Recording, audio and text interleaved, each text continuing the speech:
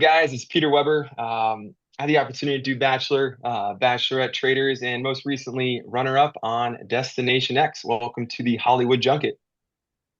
Awesome. Thank you so much. And then we'll just go ahead and get started with the questions. Peter, Pilot P, it's so great to have you here today. My first question is, preparing for Destination X, did you kind of watch or study, other countries' versions of, the Traders or Destination X before coming on the show?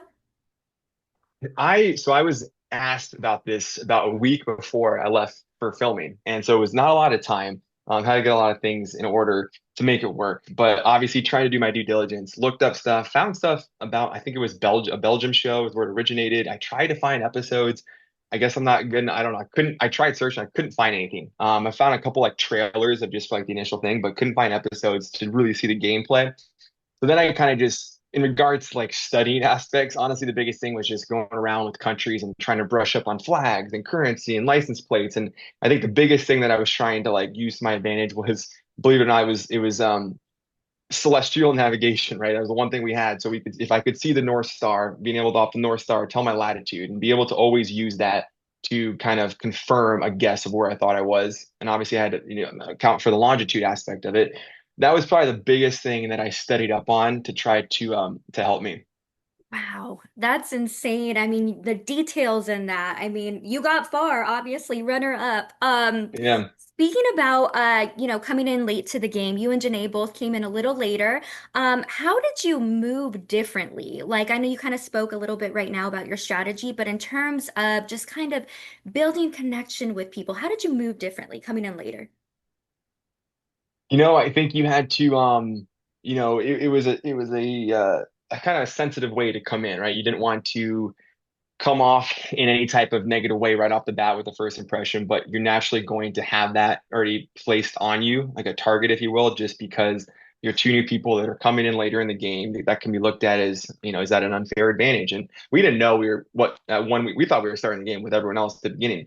So we learned that as well for the first time. But immediately I'm like, oh shoot, like this might put a target on our back. And just trying to assimilate as best as possible into the bus, talking with everyone, trying to like, I didn't want to bring anything up about previous experience. I didn't want to increase that target. And I think it just made it even more important to right away find someone to trust, find someone to work with on the inside that had already been part of the game. Obviously, Janae and I were gonna, go to the end together if we could. But had to find someone else, and that just worked in our favor. That I felt Rick kind of was looking for the same thing. Just intuition kind of led me that way, and seemed like he had a lot of knowledge as well and experience, and it just really worked out, I think, for us. Awesome. And was there anybody else other than Rick that you kind of considered forming an alliance with? I think my first intuition was going towards Biggie, and I remember asking him a question or something, and his response, while I totally understood it, kind of threw me off a little bit. Like he wasn't trying to like it just came off more like negative, like it wasn't trying to share information. Again, I totally got why he was saying that, but I think that quickly pivoted me, and I like just abandoned that idea. And I was, going to work with Biggie as I could, but was going to look for someone that I just was going to give me that like that feel good sensation inside that okay, I think I can trust this person. And so I think it was originally going to be Biggie, and then Rick just I think was perfect timing right there, and it seemed like he needed someone too, and it really worked out. Yeah, I liked Rick's response. He was like, I like it. Very simple. He liked the alliance. Yep. Have you talked to Janae or Rick since the show?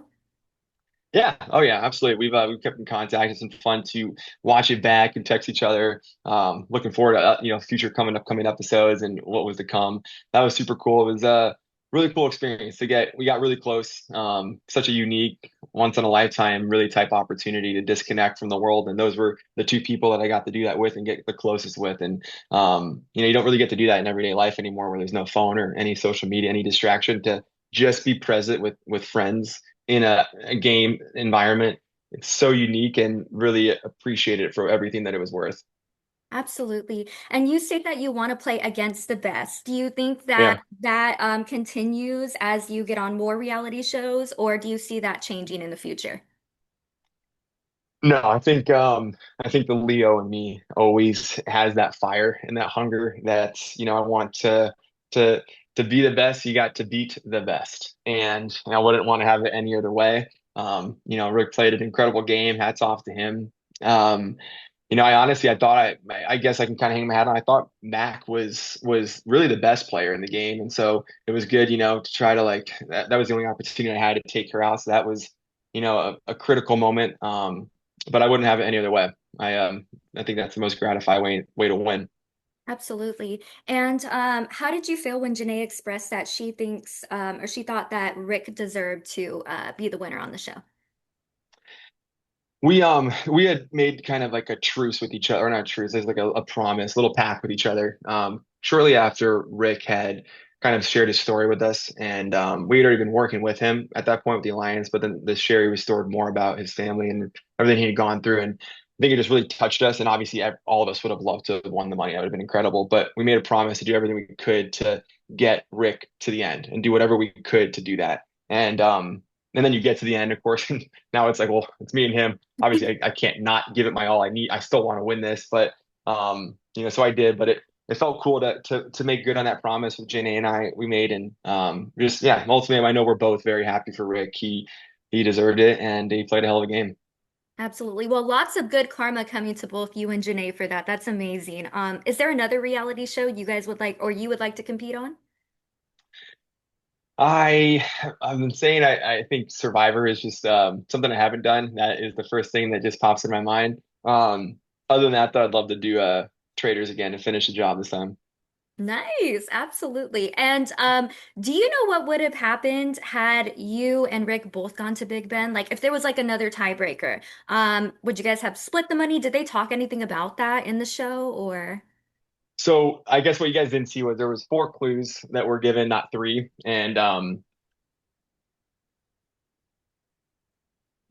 okay, so how to say this? So there's four clues. The first one was that I saw was Queen Elizabeth. The second one was a bunch of British coins, um, which definitely was not leading me to Big Ben or anything. And the third one was the hourglass. At that point, I was thinking, wait, maybe that's the red herring because how does that jive with money and currency and the Queen? And then the fourth one was a $100 bill. And so I can say that I went to Tower of London as my first guess, and I don't know how to answer that. I'm sorry. I can't really answer that question. Yeah, Sorry. I totally get it. NDAs, everything. I Yeah. absolutely. What can we expect next from you? Like, do you have any projects coming up? I know you were just were you in Italy or where were you at? You guys took a lovely vacation. Yeah, it was just in Italy. We went to Santorini. It was incredible. Did that, and then went to Santorini was a place I'd been to last year on a cruise. I spent a day there, like 8 hours. Like this is the most magical place in the world. I got to come back. So went back this past year, and then we did a little thing in Positano. First time there, and yeah, been continuing, I guess, to hold the Destination X adventure tour.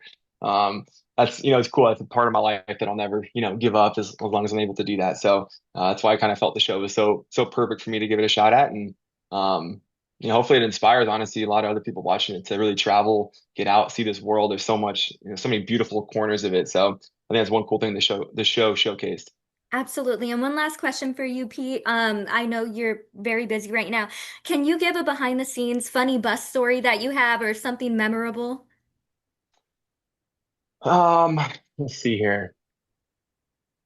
Um, I think this is funny. I don't know. I hope he's cool with it.